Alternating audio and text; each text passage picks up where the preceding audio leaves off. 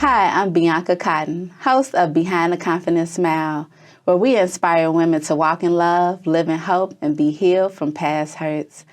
And I am so honored to be sitting with the Yvonne Orr today.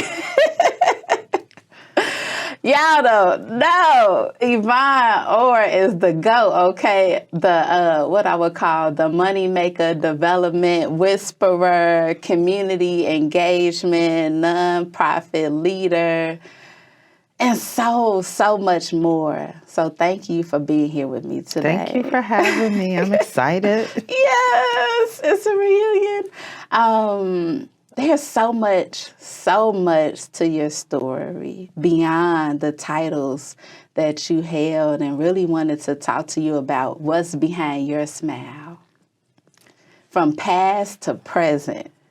So what's behind my smile right now is just good living and faith. You know, I have a very strong faith walk, and it's been a long, faith-filled and fulfilled journey. And I just really enjoy building, from the literal sense, from the metaphorical sense. And I believe in evolution every day internally. So I try to learn something every day. And I just get excited when that happens, when I have an opportunity, whether it's to learn from myself, learn from others, and actually, learn information. I love taking in information. So that's just the general aspect of what's behind my smile. And I just love my smile. Me too. Everybody, everybody kind of has a question sometimes about how they smile. We have the remake of The Color Purple, that came out, and, the smile like this. I've never been that person.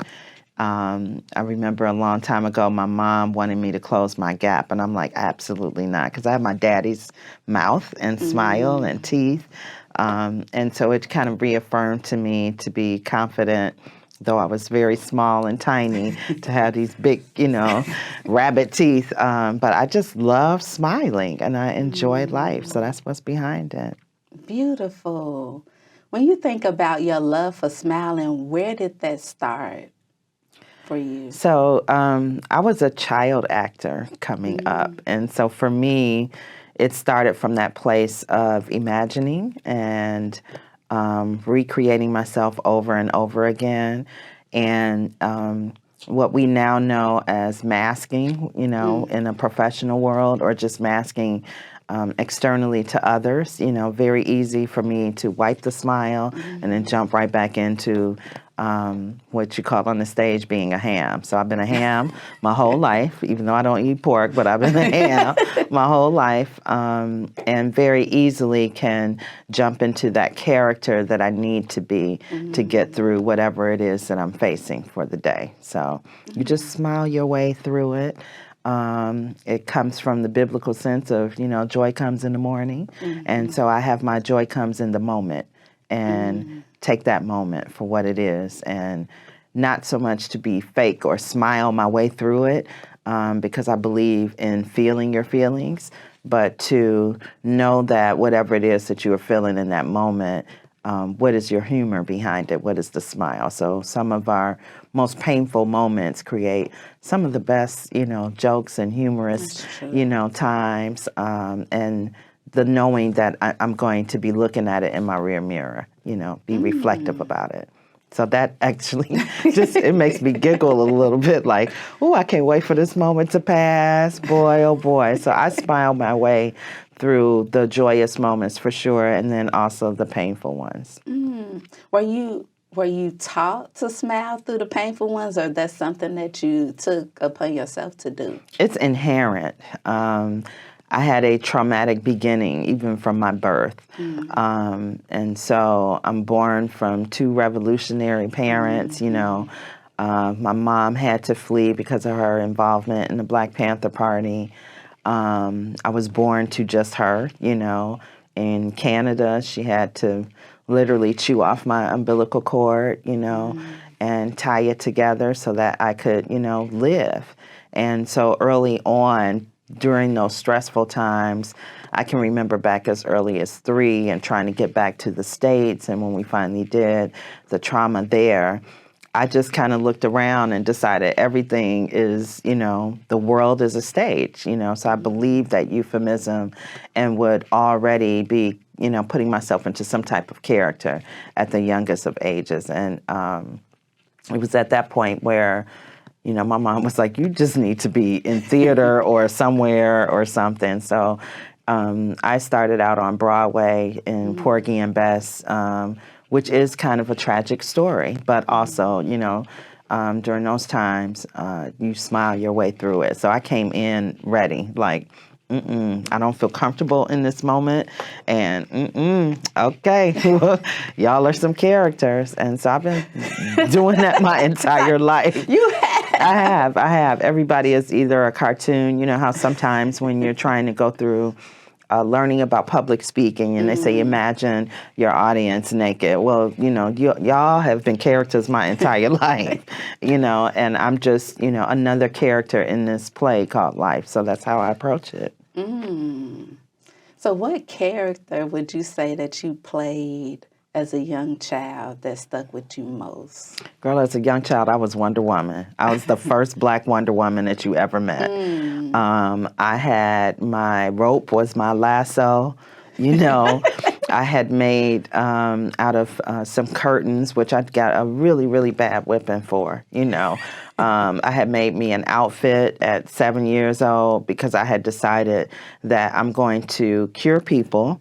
And not from a medicinal sense, but, just cure the stupidity because I recognized stupidity early on. And then I wanted to save people, so I felt like we should all be able to fly and teleport. And not that I wanted to cause harm to others because so much harm was being done around me, but I definitely wanted to see people disappear that I saw, enacting harm upon others. And though, I have no shame in saying I used to lie as a, young person, but it came from a space of the truth does hurt. And the truthfulness that I had coming out of those around me was just so degrading. I just thought, like, you shouldn't speak the truth. You shouldn't say that. So my lasso of truth was actually whatever truth I was creating in that moment. Wow. So not your truth. It would have been like, this is my truth. So this is how I see the world right now. And I operated like that probably through my early 20s. What made you stop operating like that? One of my besties, just out of nowhere, it was something very minimal. I think I might have been 22 at the time. And she just asked, like, why do you lie? And I just looked at her and I said, I don't know. And I just stopped and haven't since, literally. Wow. Intriguing. I know. It'll be anything. Like if I was running late, it would be something extravagant, instead of just being like, I'm running late. Yeah. And you know this to be true because we work together. But, at some point, that one question and my very short answer of I don't know, because I didn't have a basis. I think everything has a foundation, a reasoning, something behind it. Because I could not explain myself, I just stopped. I said, I don't know. I'm not going to do that anymore, and I don't.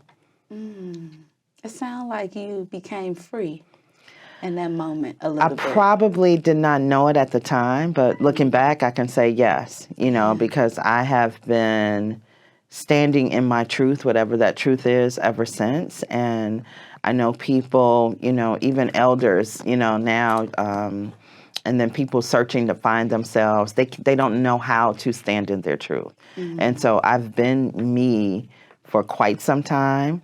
And that one little aspect of what they call, like, telling a white lie, I never understood that either. I'm glad it's not a black lie. Like, do different lies have colors? Because I do see everything in color.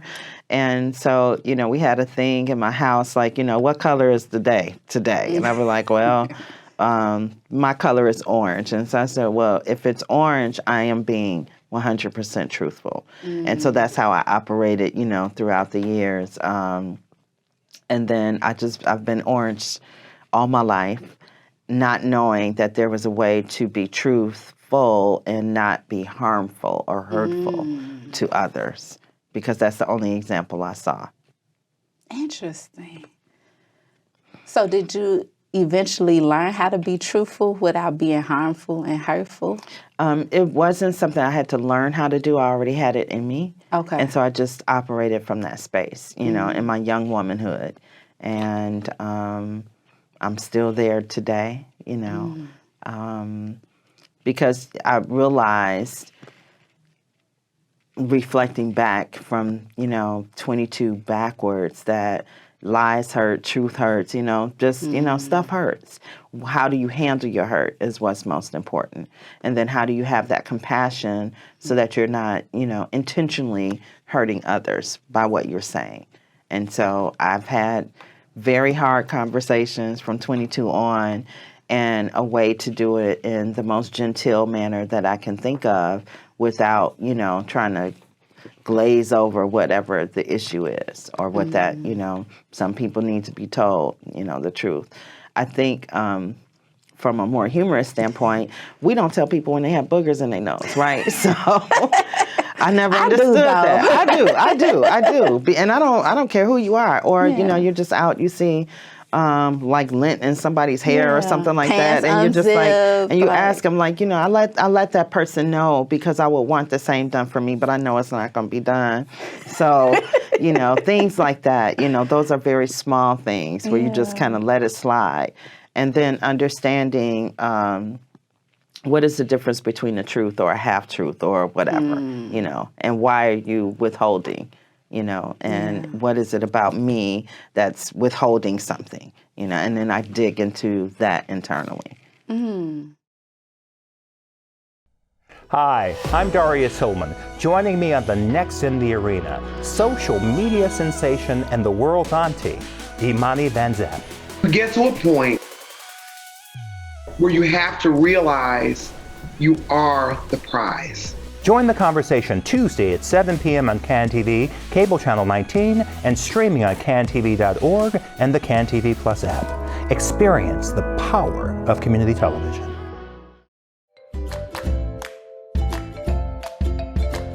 What I've always appreciated about you is how you show up as you, as your authentic self. And I remember I have very vivid memories, but one vivid memory of during a performance evaluation time. And I remember, this changed my life that day. You said, stop writing like you a slave to me.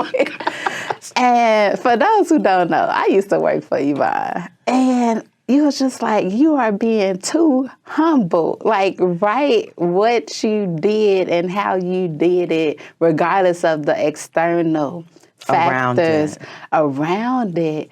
And you being yourself gave me space to walk more in my authenticity in all spaces, not just certain spaces. So I wanted to publicly say thank you for that. You're welcome. For calling the thing. Look, but I mean, today's Yvonne is like, I just stop right like it's, oh my Lord. In a performance evaluation, pray for me, y'all, pray for me. But that's great. And it lets me know, okay, I have been standing in my authenticity. You have been, right? So I am curious about, were there times where you didn't stand in your authentic self and what was going on in your life at that moment? Listen, from the time that we met, right, because you came in to that space when we met, not as an employee, right? Correct. And so from the moment we met, it was as if, because this smile today is not the smile that I started with you. And I thought, she is absolutely phenomenal. And I want to be like her. Because at that time that we met, I was 100% not always able to be my authentic self, you know. And I had just come off of just a time to even get the position, that I was in at that time, where I had just done an article with the New York Times, The Whitening of the Resume. I went to an HBCU, Hampton University, right? But I took it off of my resume at that time because I felt like I was being, posed as someone that I wasn't, and I wanted to be the beautiful, kind, compassionate, authentic Black woman that I was, but that environment didn't allow it. And, there's a phrase that came up like, they won't let me be great. That's how I was feeling inside at that time. And your way of being encouraged me and inspired me to, speak up when they're misspelling my name. And I've been here 3 years, to say, where is my name tag in this meeting? To stop, jumping over me as if I didn't have the position that I did, and so I grew able to find my voice because of your presence in my life at that time. So I want to say thank you. Oh, wow. I did not know that. And this brings to a larger conversation, like as Black women, how often do we go back and tell people that we have crossed paths with what it meant for us at that time in our lives? I think we do it often. I've done it with some of my professors from college that I absolutely could not stand, that we bumped heads, that, were threatening. I was one, and, this is one of those, don't do as I did, do as I say, go to class, okay, study, right? You love school, so I know, right? But I was never one to, because I was homeschooled. I didn't start school until later in life. So I didn't even know that regimen of, stand in your straight line and go do this and do what your teacher says, whatever, because I came from an environment of, you speak up, if something isn't right. So I've been one of those to challenge instructors, challenge individuals my entire life. So that's not necessarily the best thing in a classroom setting. But I've gone back to tell my professor, Dr. Mamie Locke, oh my gosh, phenomenal woman, political science. I was a political science major. She later became mayor. She's had a lot of different positions, mayor of Hampton, Virginia, and the impact that she had of standing in her authenticity. And the realization that I had at a moment of, I think I was back on my campus and realizing I was the same age at that time that my mother was when I went to school. And it put so many different things in perspective. Like, no wonder, because that was a crazy time in my life, age-wise. And it helped me understand who she was as a woman, as well. So I tell people thank you all the time, the time. Beautiful, beautiful. When you think about your life now versus your life growing up, is it in alignment with where you thought you would be? Like not? Absolutely not. So I was going to be one of the most wealthiest patents and securities attorneys that you ever knew. And as you know, I've been in this field now forever, 30 plus years now. I am the person I thought I would be. And I think that's what makes the most difference. Position-wise, you never would have been able to tell me that I would, be an owner of a company, let alone like 4 different companies. That just seems, it seems mind-boggling to me now to be a serial entrepreneur. But the work is important and very much a part of who I am, spiritually. And I think, like, I grew up, I never wanted to be married or have children. I wasn't one of those necessarily playing with Barbie dolls. I play with cars, but I have a car thing still. And so I'm grateful to have experience marriage and to have just the two most beautiful now adults. Yeah. And I cannot imagine my life had it taken the course that I planned. But God makes the plans. And I am very grateful that I am where I am and in the space that I am. And I have two beautiful grandchildren. And so I am just full of what I call a revisiting and a rebirth moment. And going back to experiences as if I am of teenage years, so I have a ball, in life. And I just love just being an empty nester. I just can't think of anything just better right now. So, I'm back to traveling. I traveled the world as a young person and a teenager. And so that is fulfilling right now. And I really like just sitting still and coloring in my color book. Right? I have a coloring book, right? And I grew up writing. That's one of my passions. And so I've returned back to that. So a lot of things I'm going back to that I've done, growing up. I am curious, like, as you're on this sojourner, right, like this return to your authentic self, the middle part of your life with being in leadership positions, leading people, building businesses, what would you tell that Yvonne?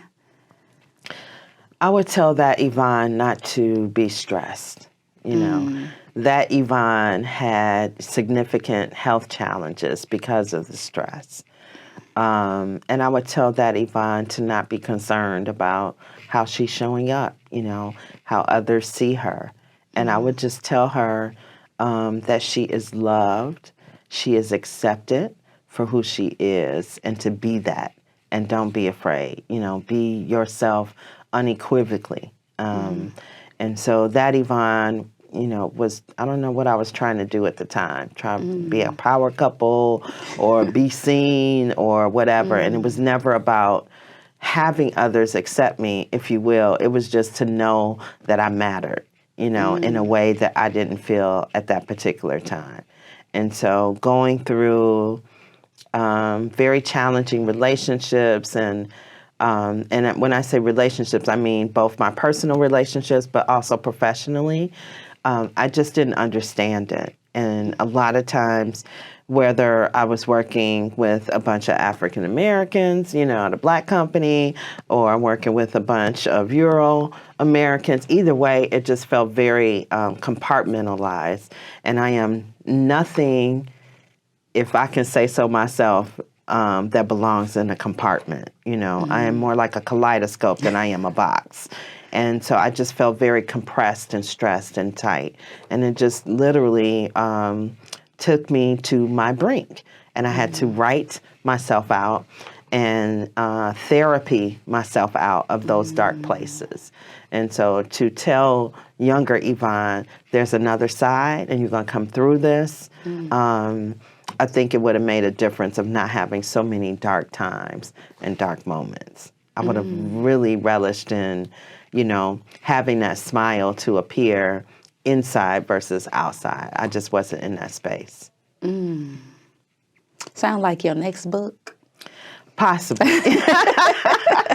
How many books are you up to now? I have a few anthologies. So I was first published at 23, I want to say. But more recently, I've started doing my poetic works in a series. So it is 2 published for that. Another collective works. And then I do have I have 2 more parts for my series to come out. And they're all the Sojourner series, right? And so it's I Am Healing. And the next one is I Am Water. And it does talk about those dark times because, water over a period of time turns to stone. And I really feel like I am just one of the most polished stones that I can think of at the moment, just beautiful, which is still a collective of water. And then I am working on some form of an autobiography that will go through, you know, some of those tragic moments, but certainly focus more on the triumph. Definitely. Right. As we come to a close, what do you want to speak to the future elder Yvonne?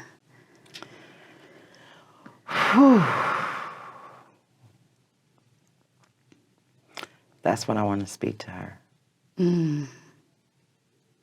So it is that silence, that breath, and that moment of just being in that stillness and still feeling the vibrancy of living and the slowdown of enjoying the moment.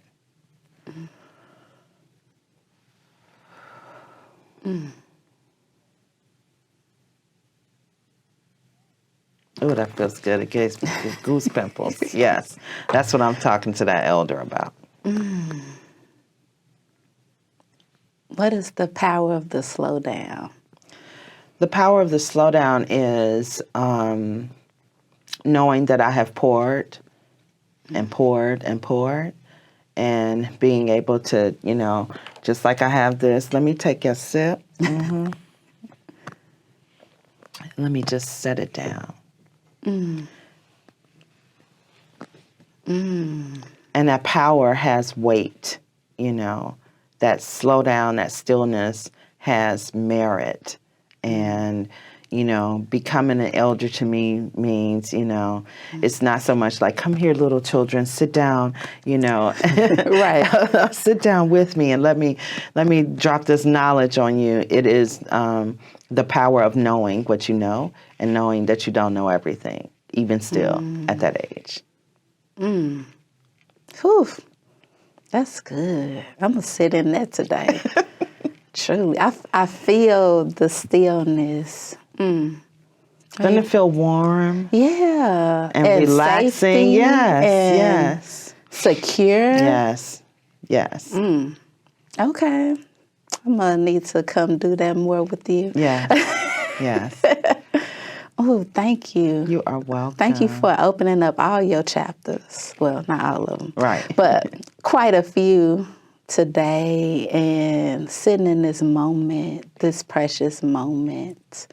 And one day your granddaughter will watch this and understand you on a greater level. Oh, I can't wait to that day. I can't wait. I can't wait. Oh, well, thank you all for tuning in. And my hope is that you sit in that stillness. Take care.